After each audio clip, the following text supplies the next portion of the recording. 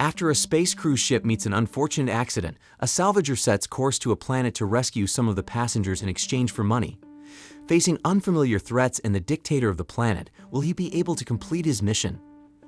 Let us find out in the 1983 science fiction film, Space Hunter: Adventures in the Forbidden Zone.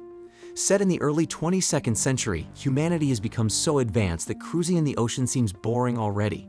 Instead, what rich people opt for nowadays is space travel via space cruise ships. And to ensure the safety of the passengers, different planets were also charted to become an emergency landing zone in case the situation requires. With that, different planets with habitable qualities for humans are called Earth-type planets, or simply known as E-type.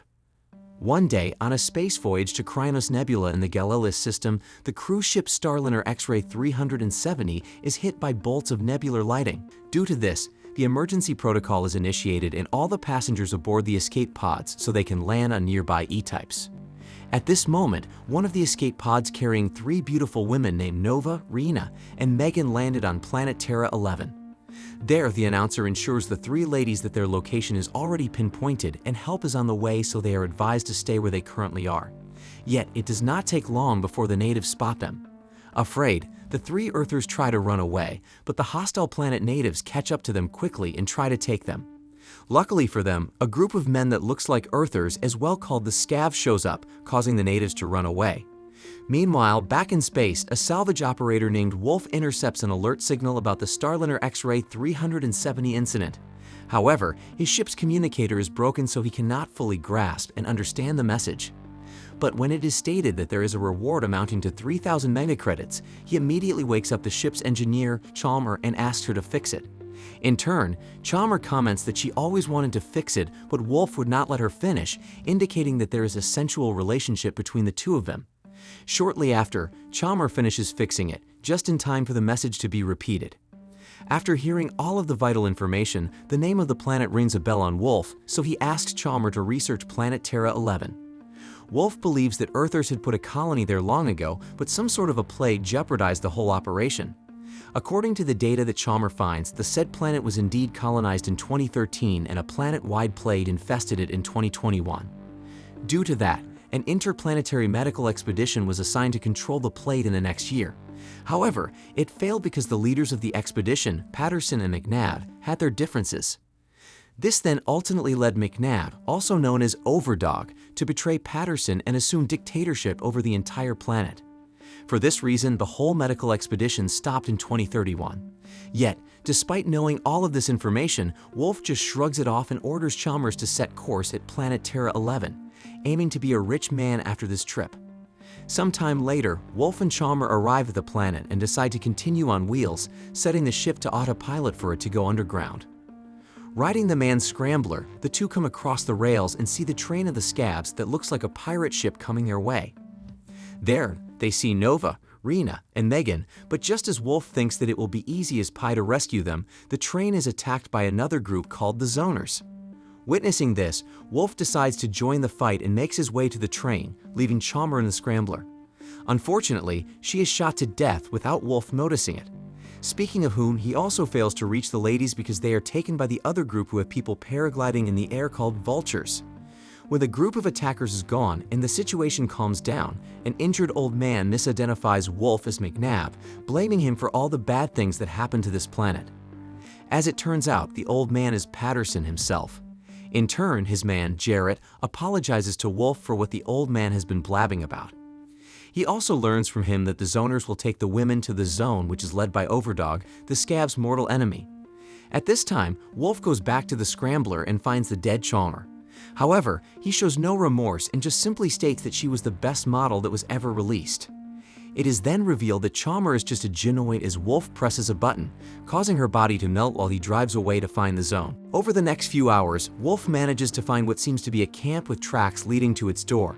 Following them, he accidentally falls while trying to open the door and is shocked to see corpses inside.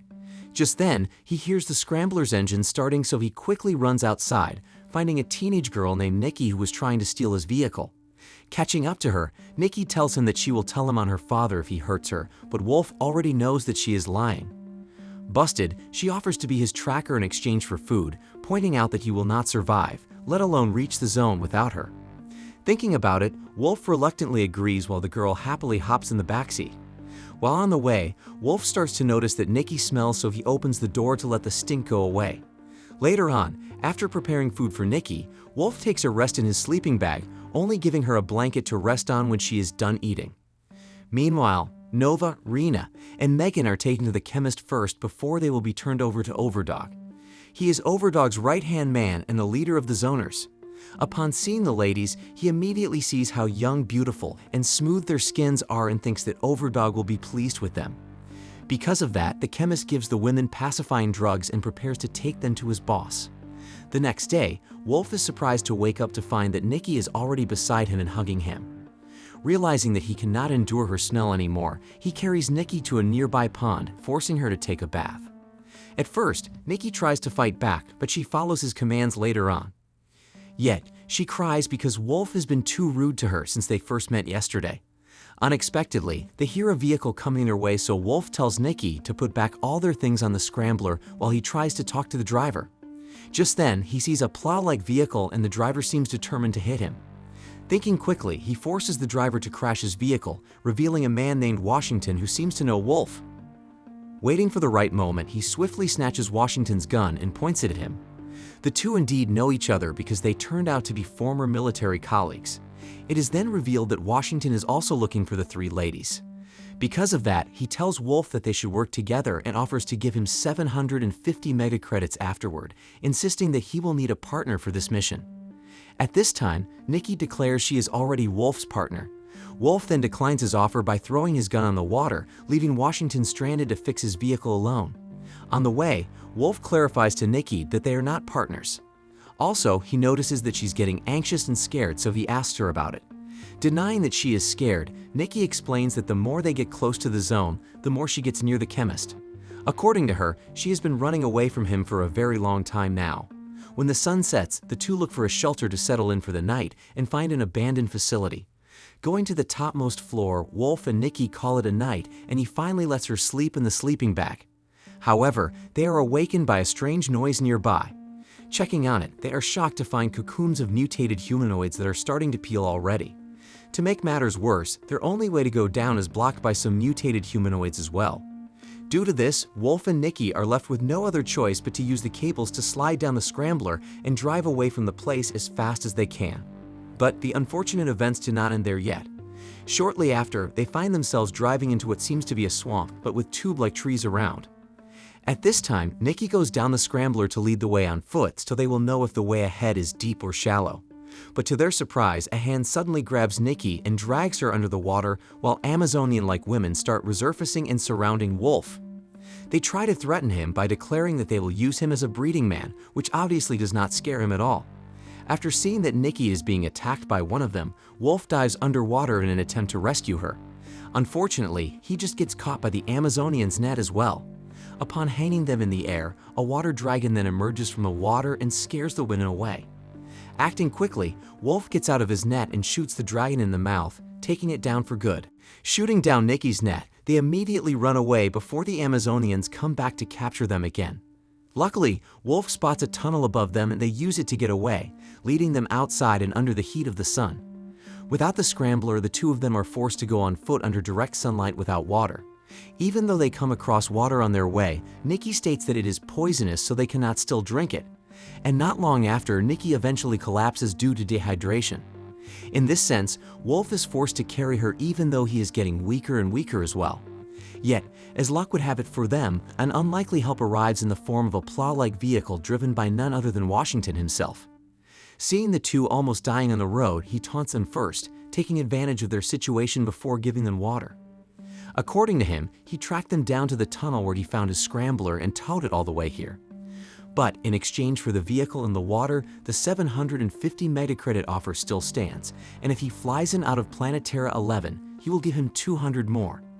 At this time, Wolf realizes that Washington broke his ship, meaning he is stranded on this planet. That is why he has been desperate to team up with him this whole time. Knowing this, Wolf turns the tide to his advantage and makes a counteroffer. Upon getting the ladies and flying him out of the planet, they will split the 3,000 megacredit rewards in half. Running out of options, Washington accepts his offer and they begin to make their way to the zone. In the meantime, the chemist gladly offers Nova, Rena, and Megan to Overdog for his pleasure. Just then, Overdog shows up, appearing like a cyborg with giant mechanical claws for hands. Seeing them, the dictator is impressed and does not waste any more time indulging himself with the sight of the beautiful ladies in front of him. Going back to the three, they stop just outside the zone to rest for a while. There, Washington talks about what he will be doing with the reward money, starting with buying 2 genoids, just like Chalmer. In turn, he asks what Wolf will be doing with his money, but Nikki butts into their conversation to answer the question, saying that she cannot think of a way to spend her part of the reward. Confused, Washington asks what she is talking about. Just then, Nikki realizes that she will be left alone again once their mission is done and walks out. Wolf, on the other hand, frankly tells Nikki that the only thing he will pay her is food, just like their original deal. According to him, he does not want to babysit her for the rest of his life. Hearing this, Nikki breaks down crying so Washington consoles her. He says that Wolf is just the type of person who wants to be alone most of the time. Yet, Nikki insists that she is a loner too and that people like them should always stick together. Shortly after realizing that he is wrong, Wolf approaches her and talks calmly this time. He tells him that if she ever wants to go to another planet when their mission is done, she can talk to him anytime and he will give her a ride. They are then interrupted by Washington, alerting them that there are people coming their way. The three take cover and prepare to engage fire, but upon seeing Jarrett and Duster, Wolf tells Washington that they are friendly. As it turns out, the 2 scabs are on their way to the zone to assassinate Overdog and are just resting for a bit. Washington thinks they will just mess up their mission, so he suggests that they should take them out right now. Wolf, on the other hand, thinks otherwise and believes that they can be useful one way or the other. At this moment, they are all stopped when they hear people humming. Looking above them, they see a bunch of children with deformed faces, holding Molotov bombs. Wolf and Washington are horrified with how they look, but they are more shocked when Nikki tells them that they are products of the Overdog's and chemist experiments. The children then throw the bombs at them, forcing them to leave the place and destroying the blade in Washington's vehicle. This causes him to get frustrated with Wolf, saying that if they were still in the old days, he would have blasted the scabs already. Now his vehicle is destroyed and the 2 scabs are on their way to kill Overdog, which will surely backfire on them, eventually ruining their chance to rescue Nova, Rena, and Megan. In turn, Wolf states that he is just trying to make sound and logical decisions and not let his emotions take over. With that, helps Washington to fix his vehicle so they can get back to their mission quickly. Some time later, the 3 arrive at the graveyard, which turns out to be an arena for Overdog's sick and twisted games. Wolf and Washington try to get inside undetected, but they are found by the guards, asking if they have serum papers. Taking them down, they take their attire and pretend to be guards to roam inside the arena freely. There, they see how Overdog plays with someone's life for fun, releasing a prisoner into a pit full of traps such as blades, fires, acid, thorns, and a vehicle threatening to run over them. The first prisoner does not stand a chance, dying immediately as he gets impaled in the first trap. At this time, Wolf finally sees where the dictator is holding the 3 ladies, having them caged near him. Shortly, they see Duster running in their direction being chased by the guards, so they take them down and ask what happened. As expected, the scabs' plan failed and Jarrett had been captured and will be put into the pit later on. Because of this, Wolf comes up with a plan that involves the success of their rescue mission in helping Jarrett get out of certain death. He orders Washington to help Duster free the prisoners and cause a distraction while he will make his way near Overdog to free Nova, Rena, and Megan. With that, they go their separate ways and Wolf goes back to the Scrambler along with Nikki to grab something first. Afterward, he tells Nikki to stay in the Scrambler, stating that it is too dangerous and he does not want her to get hurt. However, only a few minutes after Wolf left, Nikki follows him, resulting in her getting caught by the guards. Meanwhile, Washington poses as a guard and pretends to take Duster as a prisoner. Upon finding the right opportunity, they take out the guards and free the others. Then, Washington blows up the slave pen, distracting Overdog. Concurrently, Wolf, who is also pretending to be a guard, approaches the cage of the 3 ladies. Upon taking them out alongside the distraction made by Washington, he manages to finally free Nova, Rena, and Megan. Overdog, on the other hand, is not happy with what is happening. However, the chemist has a consolation gift from him, offering Nikki to the dictator. According to him, she is much younger than the 3 he just lost and will surely satiate his needs. Looking at her, Overdog agrees with the chemist. But to everyone's surprise, he orders them to put Nikki into the pit to fight for her life. He tells her that if she manages to finish the maze alive, then he will let her go. With that, she is pushed into the deadly maze. Luckily, Nikki has fast thinking and manages to find a solution to overcome each of the traps unharmed. However, just as she gets past the last trap, the vehicle appears in front of her, threatening to ram her back into the thorns behind her. At this time, Wolf finally notices that Nikki is in the pit, so he orders Washington to get the three ladies into safety. Afterward, he shoots the vehicle to save Nikki, giving her the chance to get out of the maze alive. However, Overdog shows up and takes her, admitting that he lied about letting her go. Unfortunately, because of interfering with the game, the audience jumps on Wolf, so he cannot do anything as Overdog takes Nikki away. In his lab, Overdog reveals to Nikki that he will suck her life out of her and put it to him. Nikki begs him to stop, but Overdog points out that her youthness will keep him alive for a very long time. All the while, the chemist feels proud that he is the reason that Overdog will live for a long time. But as he steps out of the lab, his life is put to an end by Wolf himself. He then runs inside and fights Overdog, but his mechanical body makes him invincible to his bullets. Thinking quickly, Wolf reaches for a cable and uses it to electrocute Overdog, ending his life. Then, he frees Nikki and they find a way out, just in time for Washington to crash into the place. With all of the gang on board, they drive away from the graveyard as fast as they could, just in time for the place to explode, signifying that Overdog's dictatorship is over. As the sun rises, they all go to Wolf's ship and Jarrett and Duster thank him for his help in freeing their planet. Meanwhile, Washington is having a good time, befriending Nova, Rena, and Megan. However, Nikki is about to leave, so Wolf asks what is wrong. As it turns out, she wants to go with Wolf, but she doesn't know if he still wants to be with her. And to her surprise, Wolf says that he wants her to go with him. The movie ends with a ship blasting into space, as Wolf not just became a rich man, but also a father figure to a teenage girl. Considering that it was released back in 1983, Space Hunter, Adventures in the Forbidden Zone did a good job of staying true to its genre.